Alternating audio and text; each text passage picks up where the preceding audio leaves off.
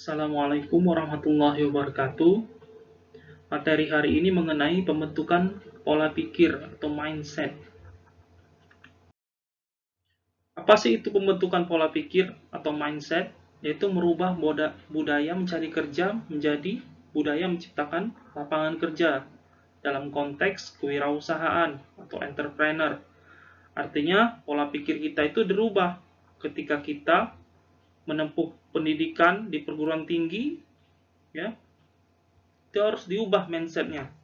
Kita kuliah bukan untuk mencari kerja saja, tapi ciptakan budaya untuk menciptakan lapangan kerja baru. Tujuannya untuk apa? Supaya mengurangi pengangguran yang ada gitu. Setidaknya bisa mengembangkan kompetensi diri kita masing-masing. Dan dampaknya secara tidak langsung yaitu mengurangi pengangguran yang ada di masyarakat. Bagaimana caranya? Yang pertama itu mengikuti acara talk show, seminar, workshop tentang entrepreneurship, ya. Kalau kalian mau mulai berwirausaha, itu bisa caranya melalui langkah-langkah, ya, bisa dengan melihat acara-acara talk show tentang entrepreneurship, kemudian mengikuti seminar tentang usaha, ya. Dengan kalian mengikuti seminar, kan bisa mendapat motivasi dari si pembicara, ya. Kemudian ikut workshop tentang entrepreneur, bagaimana cara memulai usaha, itu dapat langsung informasinya dari si pelaku usaha tersebut. Kemudian yang kedua bisa dengan cara membaca biografi dan kisah sukses para entrepreneur. Tujuannya untuk apa? Kita membaca biografi yaitu untuk memotivasi diri. Artinya kita harus bisa seperti mereka. Mereka saja bisa, kita pun harus bisa. Artinya jangan pernah pantang menyerah. Jangan pernah takut mencoba. Jangan pernah takut mengambil resiko. Pembentukan pola pikir itu yang pertama dimulai dari mindsetnya.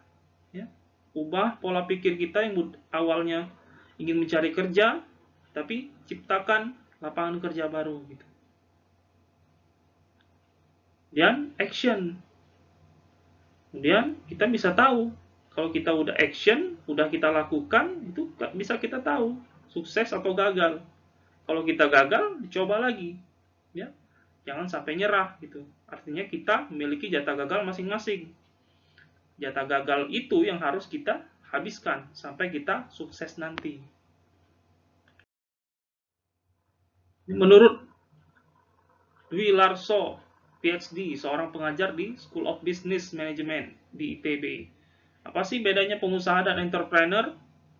Pengusaha adalah orang yang memiliki bisnis skala besar maupun kecil, dan tidak semua pengusaha memiliki jiwa entrepreneur. Sedangkan seorang entrepreneur pasti memiliki jiwa pengusaha, di mana mereka dapat memanfaatkan peluang dari setiap bisnisnya. Ya, seperti itu. Artinya seorang entrepreneur ini bisa memanfaatkan peluang yang ada. Dari mana tadi? Dari masalah, gitu. Masalah itu dari mana aja? Dari keinginan, ya, dari kebutuhan. Kebutuhan dari mana? Bisa dari sandang, papan, pangan, keinginan pun bisa. Semua bisa dijadikan peluang. Tiap ada masalah, pasti ada peluang. Nah, pembentukan pola pikir itu dari masalah sampai ke peluang. Bagaimana menciptakan peluang? Ya dari masalah tersebut. Gitu. Yang prinsip-prinsip entrepreneur. Pertama itu apa? Harus memiliki kemampuan kreativitas dan inovasi. Artinya apa? Memikirkan hal-hal yang baru dan inovasi. Lakukan hal-hal yang baru dengan cara amati, tiru, dan modifikasi. Yaitu kalau kreativitas tadi mengembangkan ide dengan cara-cara baru dalam memecahkan masalah dan menemukan peluang. Kalau inovasi, kemampuan menerapkan kreativitas tadi dalam rangka memecahkan masalah dan menemukan peluang. Dan kreativitas itu ide untuk menciptakan sesuatu yang baru dan berbeda. Kemudian kreativitas, ya. Kreativitas itu untuk mengembangkan cara berpikir kreatif dapat dilakukan dengan cara ada 5. Yang pertama, memiliki mimpi. Ya, tidak salah orang memiliki mimpi. Mimpi itu nggak bayar, gratis, ya. Kalian mau menjadi seperti apa? Siapa? Role modelnya siapa? Gitu. Saya ingin menjadi, misalnya, pengusaha seperti Sandiaga Uno. Ya, harus dikejar mimpinya. Bagaimana tahap-tahapnya untuk melakukan kegiatan wirausaha tersebut. Kemudian melatih diri untuk berpikir berbeda, ya. Biasakan untuk berpikir kreatif, ya. Berpikir ide-ide yang baru gitu. Artinya out of the box. Kemudian memiliki waktu untuk berpikir, ya. Ini perlu dipikirkan usaha apa yang akan dijalankan, bahwa bentuknya produk atau jasa. Kemudian yang keempat, biasakan sering berdiskusi, ya. Diskusi dengan teman yang satu pikiran misalnya. Artinya 2 orang atau lebih itu kan lebih baik dibanding berpikir sendirian. Apalagi kalau takut dimulai dengan sendirian, misal bisa join sama teman-teman, misal dari segi material, non material, ya bisa di join. Artinya ketika sukses ya bisa sama-sama, dan ketika gagal sama-sama. Walaupun stres juga sama-sama seperti itu, ya. Kemudian yang kelima itu terus belajar. Ya, kita nih sebagai manusia pun harus belajar. Bahkan seorang wirausaha itu bahkan terus belajar sampai kita akhir hayat, ya.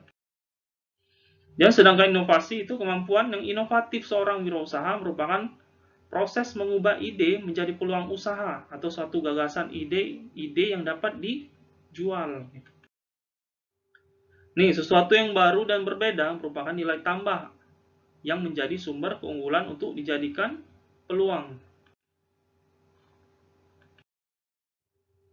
Dan jiwa entrepreneur itu yang pertama harus percaya diri, ya. Kita harus penuh percaya diri.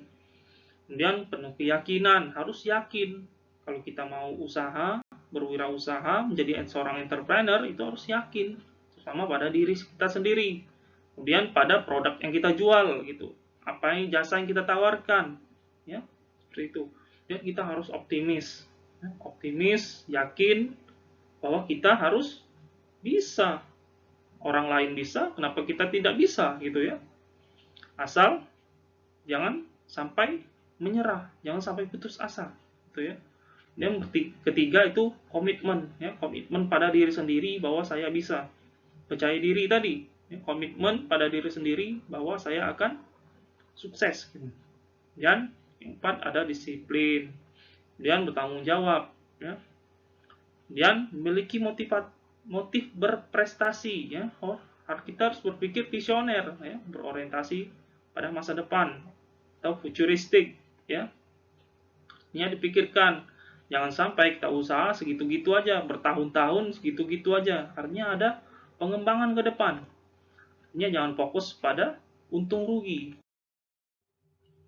Dan ada inisiatif. Inisiatif kita harus aktif, ya. Cekatan dalam bertindak contohnya. Kemudian memiliki jiwa pemimpin, artinya kita dilahirkan ini masing-masing sebagai pemimpin untuk kita diri sendiri. Ya. Yang pertama, kita harus dapat dipercaya.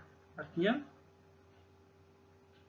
ketika kita mulai usaha, kita harus dipercaya sih sama si customer kita, gitu ya. Perlu itu.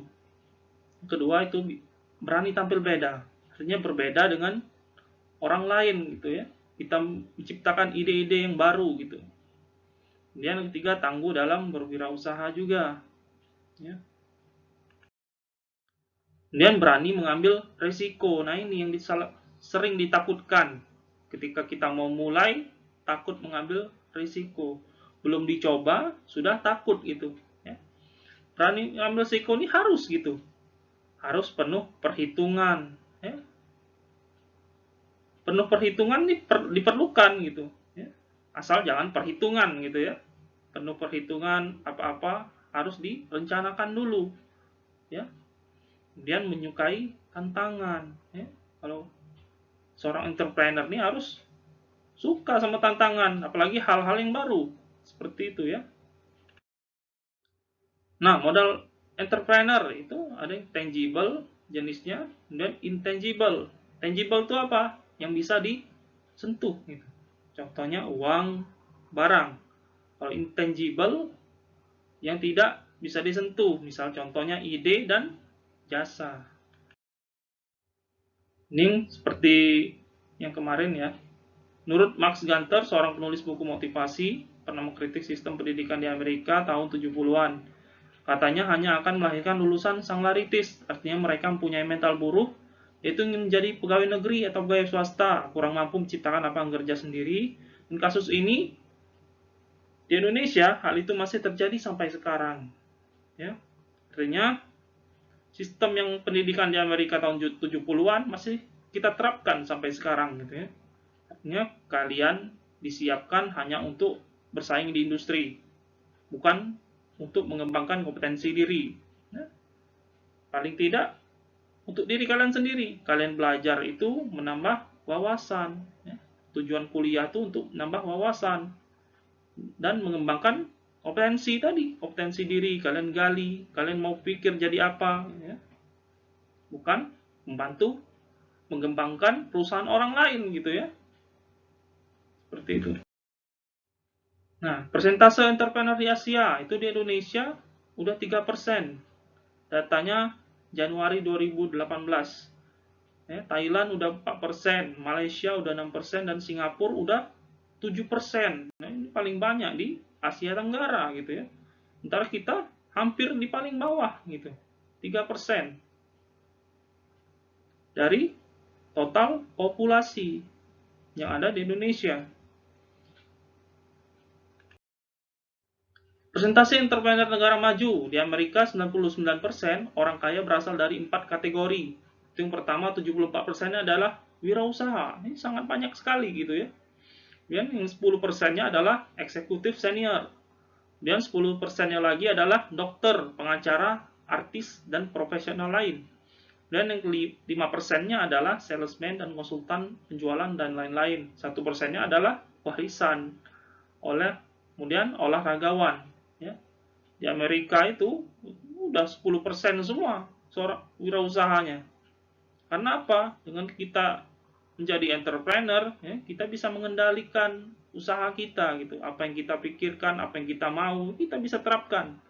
Kalau kita kerja di perusahaan orang, ya ikut SOP mereka, ya. Bangun harus pagi, ya, datang pagi-pagi, ikut aturan, kalau salah didenda gitu, kalau terlambat didenda juga, ya. Artinya sebagai seorang entrepreneur itu jangan takut, ya. Kita mulai dulu. Ya. Kalau kita udah mulai, kita bisa tahu hasilnya. Mau gagal, mau sukses, ya, kita akan tahu ke depannya nanti seperti apa. Artinya jangan pernah pantang menyerah, gitu ya. Kembangkan kompetensi diri, kalian pelajari di perguruan tinggi, kalian pikirkan, kalian terapkan, gitu ya. Seperti itu. Terima kasih untuk materi pada hari ini. Bapak tutup untuk pertemuan kali ini. Wassalamualaikum warahmatullahi wabarakatuh.